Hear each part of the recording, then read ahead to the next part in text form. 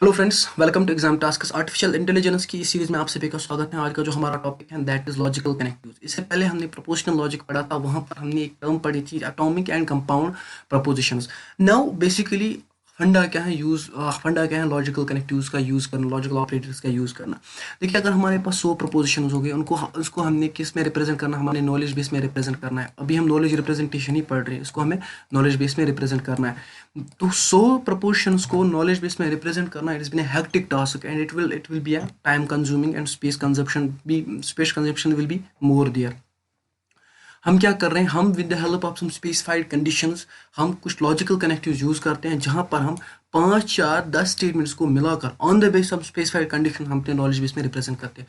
जहाँ पर हम हजार जो है हजार प्रपोर्शंस को हमारे नॉलेज बेस में डालना है, वहां पर हम with the help of logical connectives under some specified conditions उसको हम उसको हम कुछ कुछ ही स्टेटमेंट्स में अपने जो है वो इस नॉलेज बेस में जो है रिप्रेजेंट करते हैं। और इसकी मदद से जब भी हम कोई क्यूरी अपनी मशीन को करेंगे, वो कुछ मतलब on the base of some specified conditions, तो वहाँ से वो आंसर करेगा।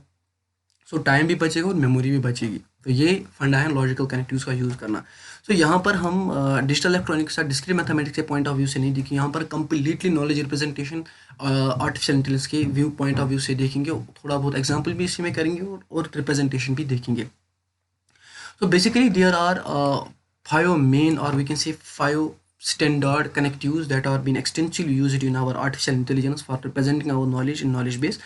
One is called the conjunction, another is called distinction, negation, implication and by implication, जिसको हम by conditional भी बोलते हैं। देखिए, इसको हम and भी बोलते हैं, बट यहाँ पर टेक्निकल टर्म इज कंजक्शन, इसको हम और भी बोलते हैं, but technical term in artificial intelligence is distinction and similarly for negation. So एक और रूल है यहाँ पर। अगर हम बात करेंगे इम्प्लीकेशन, इसको हम क्या कहते हैं, ई, जो कि इफ होगा, इफ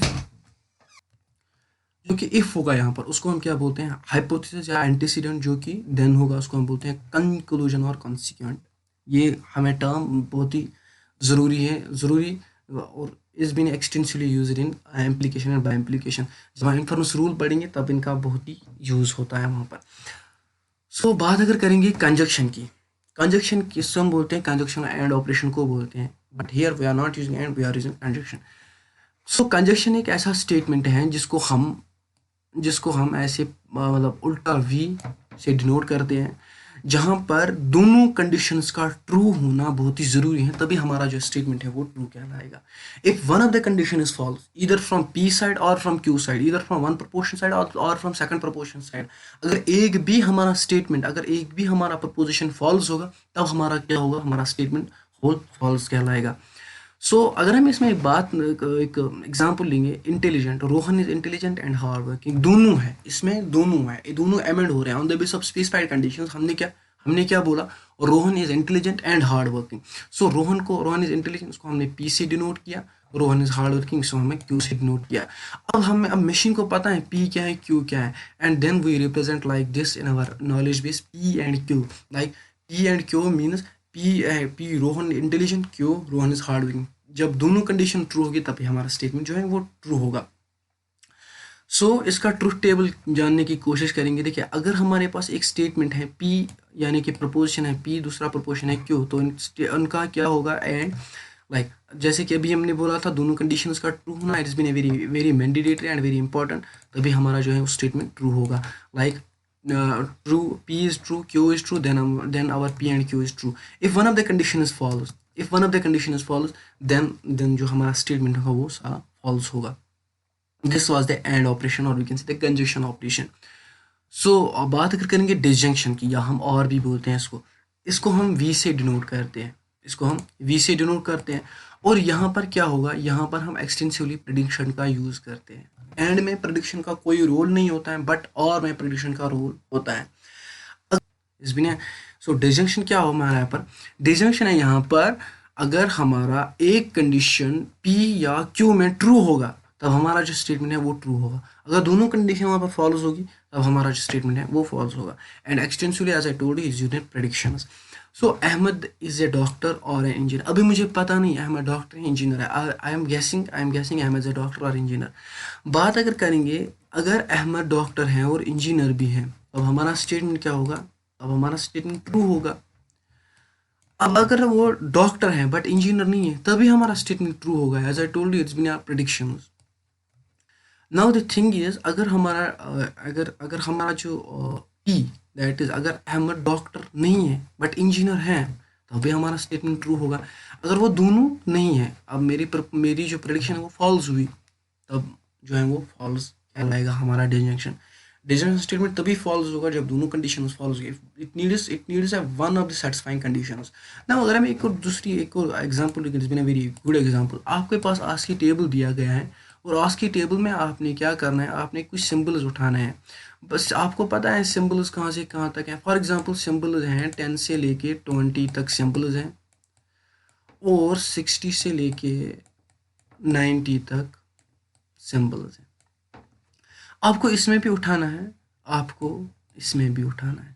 अगर यहाँ पर हम एंड का इस्तेमाल करेंगे, तो एंड का इस्तेमाल करके हम दोनों में से कुछ नहीं प्रिंट नहीं होगा यहाँ पर। बट अगर we if we use the और, दैट मीन्स इसमें भी चेक करो। अगर इसमें नहीं होगा तो इसमें डेफिनेटली होगा, अगर इसमें नहीं होगा तो इसमें डेफिनेटली होगा। बट दोनों में है, एंड का इस्तेमाल यहाँ पर नहीं होगा, यहाँ पर एक्सटेंसिवली आर का इस्तेमाल होता है। बिकॉज द थिंग इज, हमें यहाँ पर एक ना एक कंडीशन सेटिस्फाई होनी चाहिए, दोनों कंडीशन की कोई ज़रूरत नहीं होती है। बात अगर करेंगे नेगेशन की, negation is simply it's been a unary operator that is used for atomic proportions to negate something, to complement something, to oppose something. If it is true, then our statement will be false. If it is false, then our statement is true. For example, Sadaf is not present. Obviously अगर हम इसे P से denote करेंगे, then it has been a not P. So इसका ये representation होता है। It can be either negative or positive, depend करता है। सो ये ट्रूथ टेबल है। अगर हमारा एटॉमिक स्टेटमेंट ट्रू होगा तब हमारा नेगेशन फॉल्स होगा, अगर हमारा एटॉमिक स्टेटमेंट फॉल्स होगा तब हमारा नेगेशन ट्रू होगा। बात अगर करेंगे इम्प्लीकेशन की, implication is one of the important logical connective that is extensively used in our machines, that is extensively used in our in our knowledge representation, just for the sake of predictions. Prediction इसमें बहुत ही ज़्यादा important role होती है। Like math prediction, वहाँ पर भी logical connectives का बहुत ही इंपॉर्टेंट रोल होता है। सो यहाँ पर जब भी इससे पहले हमने बोला था कि पी को हम क्या बोलते हैं, पी को हम बोलते हैं हाइपोथेसिस, एंड क्यू को हम बोलते हैं कंक्लूजन। इसको हम डिनोट करते हैं पी इम्प्लॉइज क्यू। इसको हम क्या रूल बोलते हैं, if then rule. So here is an example, if it is raining then the street is wait.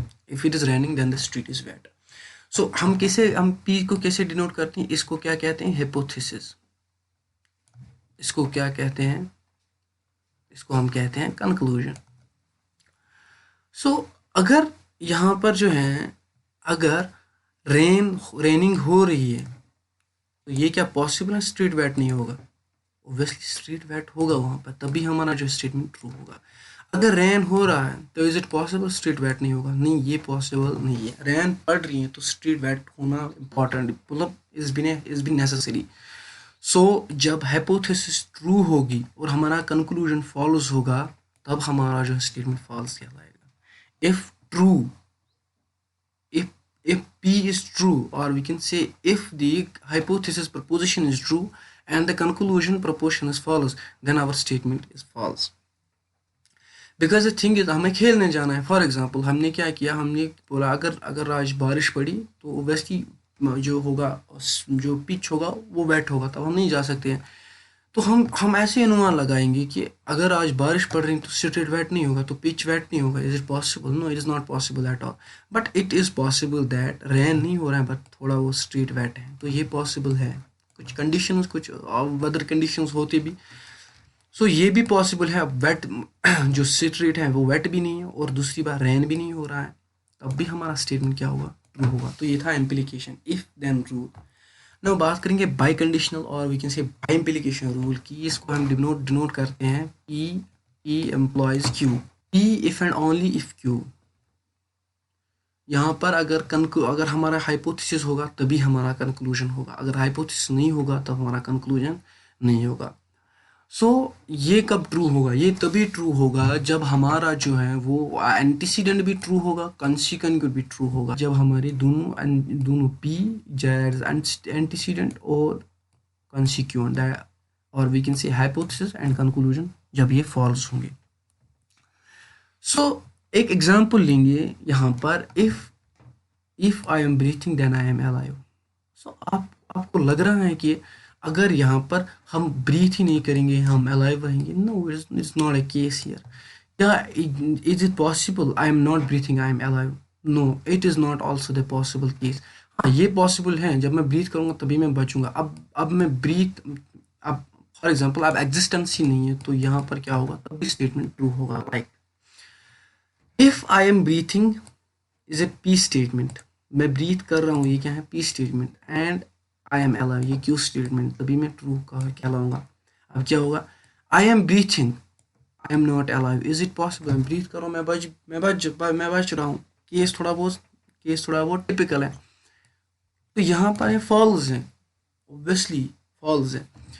बात अगर करेंगे आई am not breathing and I am alive, तब भी फॉल्स होगा। बात अगर यहाँ पर करेंगे आई am not breathing I am not alive, तब भी ये ट्रू होगा ना, बिकॉज द थिंग इज, ना तो मैं ब्रीथ कर रहा हूँ और ना मैं जिंदा हूँ, खेल खत्म।